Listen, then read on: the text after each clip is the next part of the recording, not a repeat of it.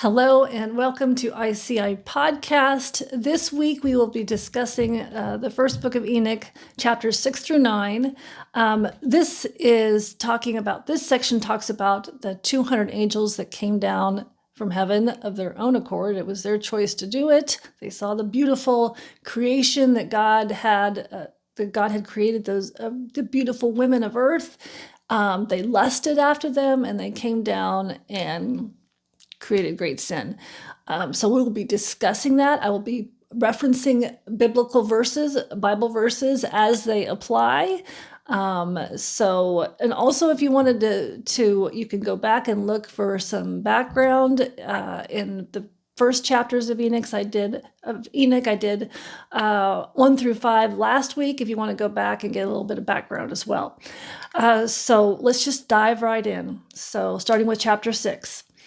And it happened when the children of men multiplied in those days, beautiful and comely daughters were born to them. And the watchers, the sons of heaven, these angels, saw them and desired them. And they said to one another, "Come, let us choose for ourselves wives from the children of men, and let us beget children for ourselves." And there's a lot of angel names in here, and I'm probably going to slaughter them, but I'm going to give it a go. So Shemahaza, or some translations have it as Shemajaza, but this one has Shemahaza. Their leader said to them, "I fear that you will not want to do this deed, and I alone will be guilty of a great sin." But they all answered him and said, "Let us all swear an oath and bind ourselves with mutual imprecations that we will not abandon this plan, but will do this thing altogether." So they all swore together and bound themselves with mutual imprecations. And that word means oaths of damnation or curse against themselves. And excuse me. And there were in all 200 who descended in the days of Jared on the summit of Mount Hermon. And they called it Mount Hermon because they had sworn and bound themselves with these mutual imprecations upon it. So the name Hermon comes from the Hebrew word for ban or for oath. And these are the names of their leaders. So there's 20 of these angels. So there was 20 angel leaders. There was 200 angels. And so they were chiefs. So for each group of 10, there was a leader. And so here's their names: Shemahaza, which was the leader for all of them, Artaquaph, Ramtel, Kokabel, Ramael, Danel, Ziquel, Berquel, Asael, Hermoni, Matrael, Ananel, Sitwael, Samshel, Serahel, Tumel, Terol, Yomael, and Yahadael. So I'm sure that's not at all what they sound like. Just gave it a try. So, and again, these are the chief of tens. One of the possible reasons that Enoch was dismissed as fantasy, I think, might have to do with this following verse in the Bible. So Matthew 22:30 says, "For in the resurrection they neither marry nor are given in marriage, but are like angels of God in heaven." So people, for whatever reason, just made an assumption due to that verse and that verse alone, that the angels don't have any gender. The verse doesn't actually say that. It just says the angels don't marry. Not that they're genderless. So I think that is a false assumption. And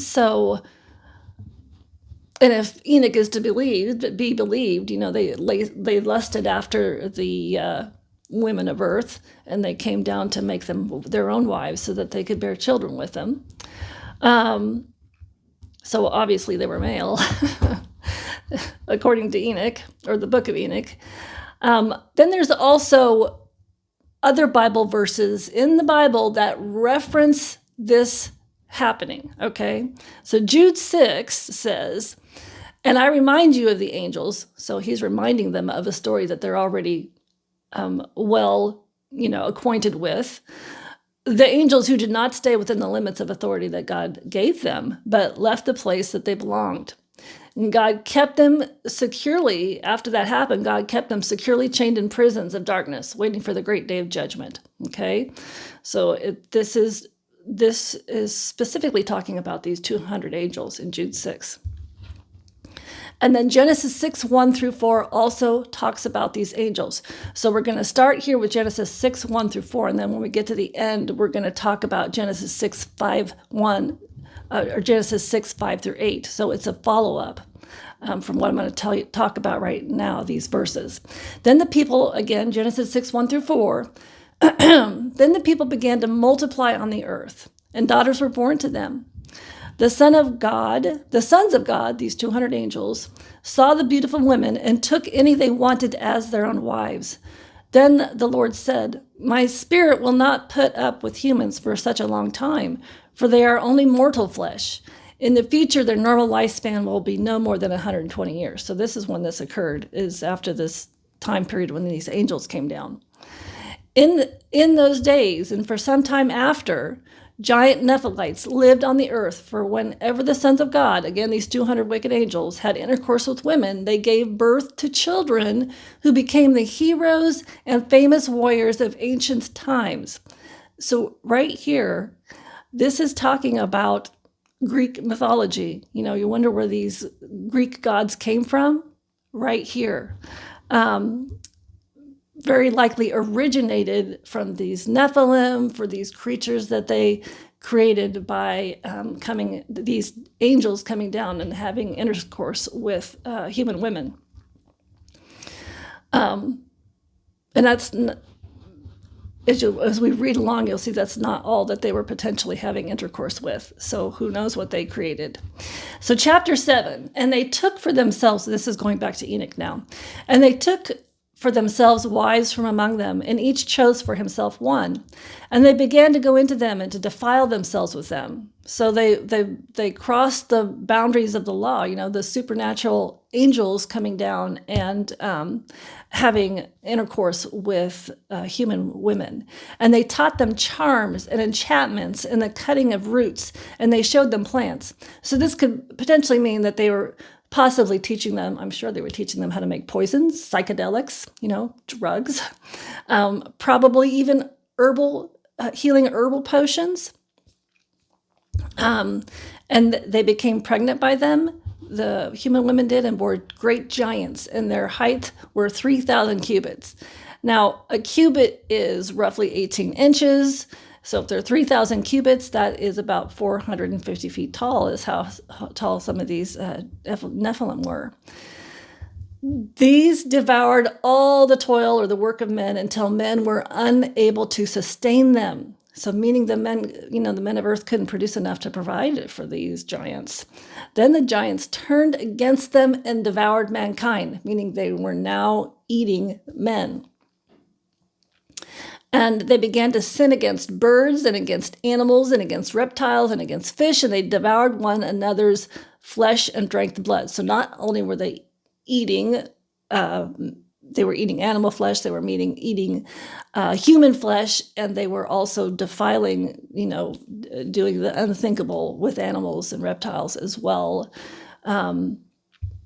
Is what it's saying this here, creating, doing bestiality, creating, all sorts of hybrid beasts. Then the earth brought accusation against the lawless ones. And Azazel, okay, I was just making sure that they weren't teaching the humans to do that as well, but it doesn't say that. It says, so the giants turned against them and devoured mankind, and they began to sin against birds and against animals and against reptiles, so they being the giants. Then the earth brought accusation against the lawless ones. Chapter 8. And Azazel, an angel, one of these angels, taught men to make swords and knives and shields and breastplates. So in other words, they were teaching them to make war against each other, the humans to war against each other, and taught them how to protect themselves, how to make the weaponry, and also how to protect themselves in war. And they also made known to them the metals of the earth and the art of working them. So teaching them how to find the different kinds of metals that they could use for different types of things, taught them how to make bracelets and ornaments, and the use of antimony or coal for the beautifying of the eyelids, and all kinds of costly stones and all of the coloring tinctures. So they were teaching them about all of the different minerals and ores of the earth and the various different ways that they could use them for anything from war to colors. They were teaching them everything there was to know about the minerals and the ores of the earth. And there arose much, and because of this, it took them away from God. It wasn't having them go to God. They were, their focus were on these angels and all the things that the angels had taught them. And there arose much godlessness, and they committed fornication. They were led astray and became corrupt in all of their ways. Semjaza taught enchantments and root cuttings.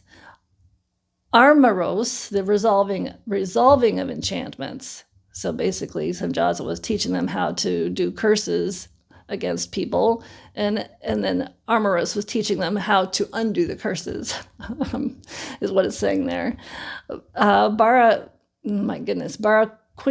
taught astrology, Kokabel, the constellations, Ezequiel, the knowledge of the clouds, Eriquel, the signs of the earth, Shamsiel, the signs of the sun, and Sariel, the course of the moon. All of that is astrology. And you can see here, this book we discovered was written between the 3rd and 1st centuries BC.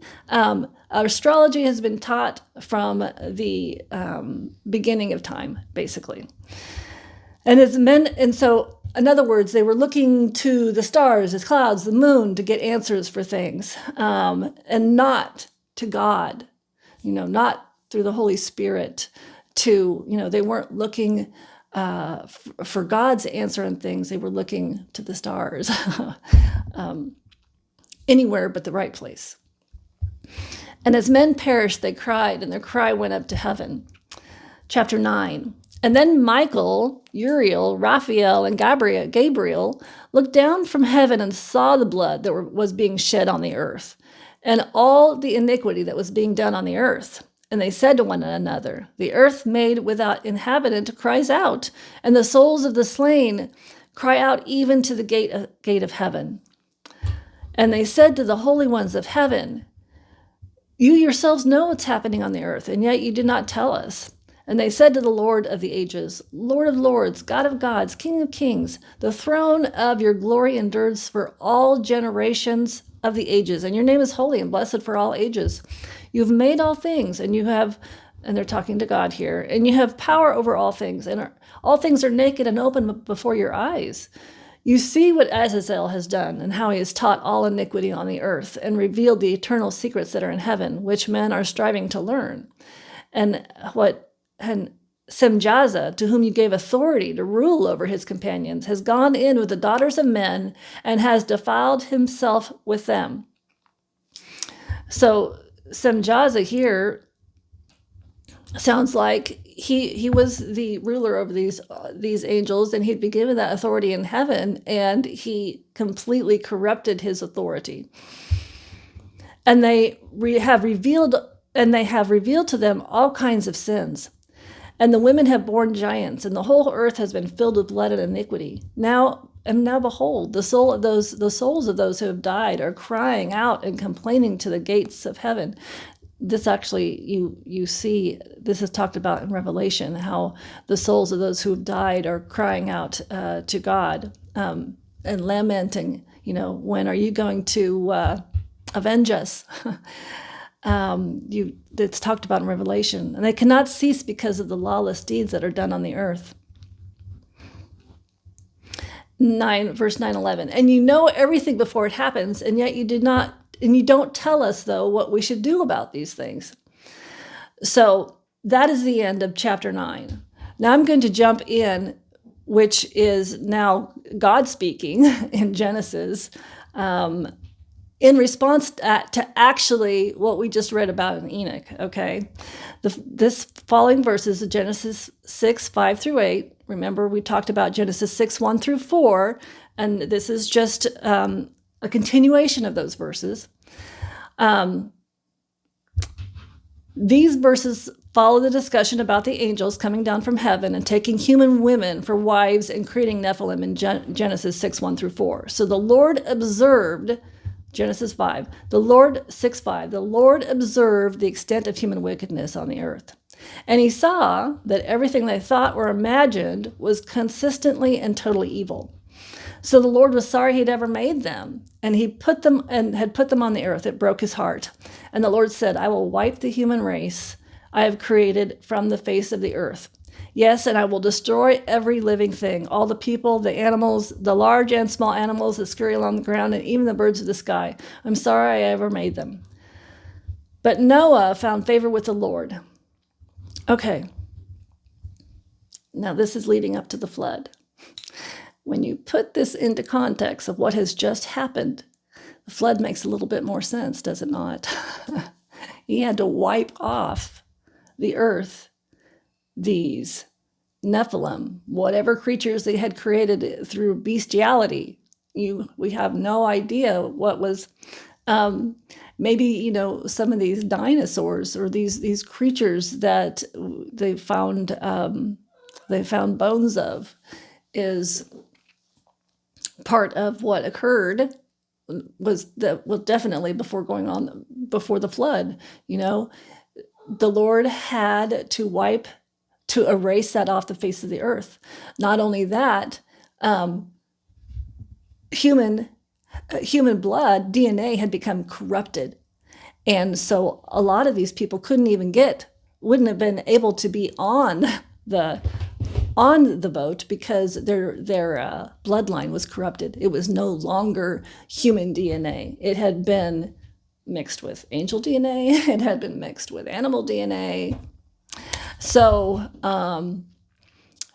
what Jesus did, he had to do.